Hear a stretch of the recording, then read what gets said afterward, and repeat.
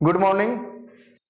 तो आज हम लोग कोशिका के बारे में जानेंगे जो क्लास 8 का पहला चैप्टर है। तो आइए कोशिका के बारे में कुछ जानते हैं।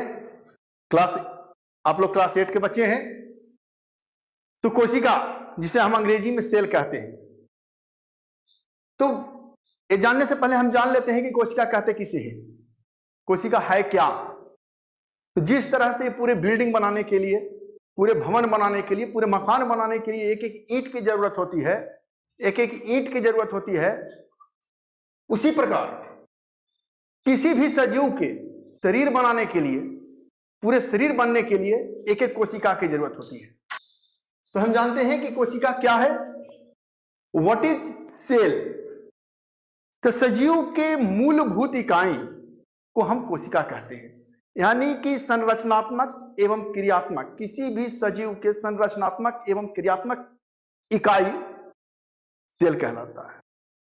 Functional and structure unit called cells. सबसे सजीव के शरीर की वह सबसे छोटी संरचनात्मक एवं क्रियात्मक इकाई कोशिका कहलाती है।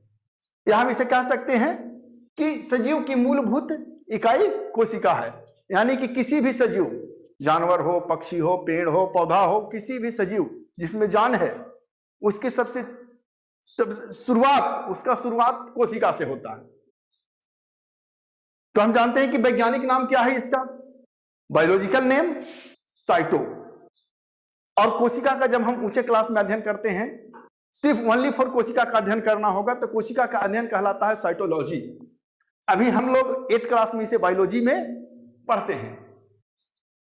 तो हम जानते हैं कि कोशिका की खोज की किसने। तो कोशिका की खोज रॉबर्ट हुक ने 1665 ईस्वी में की। रॉबर्ट हुक एक अंग्रेज वैज्ञानिक थे, जिन्होंने कॉर्क की पतली परत, कॉर्क मीन्स होता है छाल, किसी भी पेड़ के छाल, जो जब पेड़ का सजीव पेड़ है, देखोगे पुराने पेड़ में छाल निकलने लगता है, उस छाल को लेकर के खुद से बनाए हुए सूक्ष्मदर्शी माइक्रोस्कोप द्वारा जब उन्होंने देखा, उन्होंने पाया कि मधुमक्खी के छत्ते की तरह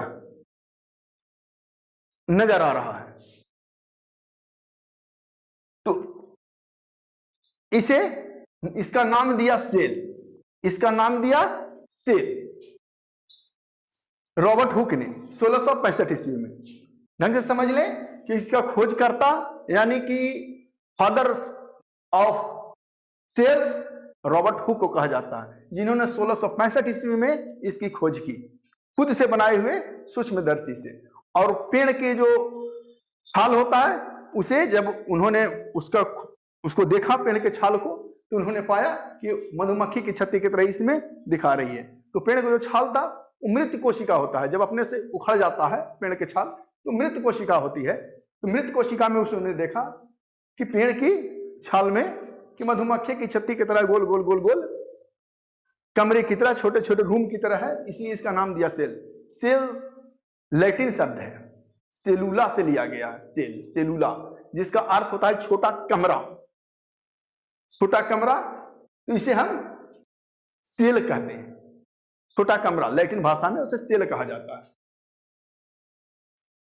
तो जीवित कोशिका की खोज, रॉबर्ट हुक ने मृत कोशिका की खोज की। तो जीवित कोशिका की खोज एंटोन वान लीवेनहॉफ, एक डच वैज्ञानिक, यूरोपियन नाम कुछ अजब होता है, एक डच वैज्ञानिक थे, यानी हॉलैंड के रहने वाले थे, जिसका नाम अभी नीदरलैंड हो गया है। हॉलैंड के रहने वाले 1674 ईस्वी में, 1674 ईस्वी में इसकी खोज की, जीवित कोशिका की खोज। एंटोन वान लीवेनहॉफ ने जीवित कोशिका। तो जितने भी सजीव हैं इस धरती पे, चाहे वो पेड़ पौधे हो, मानव हो, पशु पक्षी हो, या कोई भी चीज, उसका फंक्शनल यानी संरचनात्मक एवं क्रियात्मक इकाई यानी यूनिट क्या कहलाता है? सेल्स। तो संरचनात्मक मीन्स क्या? बना हुआ किस चीज से है? संरचना, किसी भी सचिव की संरचना सेल से बना हुआ है। एक एक सेल मिल करके, जिस तरह एक एक ईंट मिल करके पूरे भवन का निर्माण करता है, इसी तरह से एक एक सेल मिल करके सजीव का निर्माण करता है। तो एक क्रियात्मक क्या है? तो क्रियात्मक मतलब फंक्शन, काम। हर कोशिका एक काम करता है, हर प्रोटीन बनता है, लिपिड बनता है हमारे शरीर में, अंदर जैविक निर्माण, जैविक प्राकर्म, हमारे शरीर में बहुत से जैविक प्राकर्म होते रहते हैं, क्रिया करते रहते हैं। हम सोए रहें तब, जागे रहें तब, कोशिका अपना काम करते रहता है। तो इसको हम संरचनात्मक एवं क्रियात्मक इकाई कोशिका होती है। तो अब जानते हैं कि इसका आकार क्या होता है, कोशिका का आकार। तो कोशिका 0.1 माइक्रोमीटर से लेकर 1 मीटर तक लंबा हो सकता है। 0.1 माइक्रोमीटर एक नाप है, 0.1 माइक्रोमीटर और 1 मीटर एक नाप से।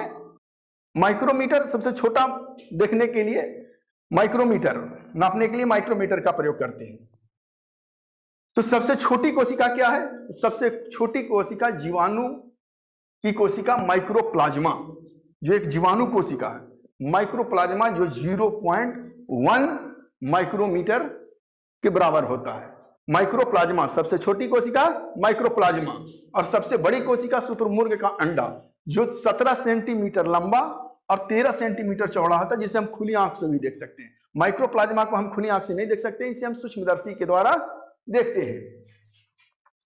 मानव शरीर की सबसे बड़ी कोशिका, तो ये तो ओवरऑल हम देख लिए कि सबसे बड़ी कोशिका और सबसे छोटी कोशिका। सबसे बड़ी कोशिका शुतुरमुर्ग का अंडा और सबसे छोटी कोशिका माइक्रोप्लाज्मा। लेकिन ओवरऑल सबसे बड़ी कोशिका अंडाणु की होती है, जो महिलाओं के जनन के समय काम करता है। तो जनन तंत्र में हम इसे पढ़ेंगे कि अंडाणु क्या है। तो सबसे बड़ी कोशिका अंडाणु का, और सबसे छोटी कोशिका शुक्राणु, यानी नर युग्मक और मादा युग्मक। नर युग्मक शुक्राणु जो सबसे छोटी कोशिका है, और मादा युग्मक जो सबसे बड़ी कोशिका होती है, अंडाणु का। अब मानव शरीर के सबसे लंबी कोशिका तंत्रिका कोशिका, जो लगभग 1 मीटर के बराबर होता है, लगभग 1 मीटर होता है। अब हम देखते हैं कि कोशिका कि कौन, मतलब कितने प्रकार के कोशिका से क्या बनता है। तो कोशिका को हम कोशिकीय जीव, एक कोशिकीय जीव और बहुकोशिकीय जीव। एक कोशिकीय जीव में, जिसमें एक ही कोशिका में सारे जैव प्राकर्म होते हैं, उसे एक कोशिकीय जीव कहते हैं। और जिसमें हर जैविक प्राकर्म, पाचन, अवशोषण के लिए अलग अलग कोशिकाएं जब काम करती है, उसे बहुकोशिकीय जीव कहते हैं। तो आज हम कोशिका के किसे कहते हैं जाने, कोशिका का आकार जान लिए। अब हम कल अगली वीडियो में कोशिका के घटक के बारे में जानेंगे। धन्यवाद।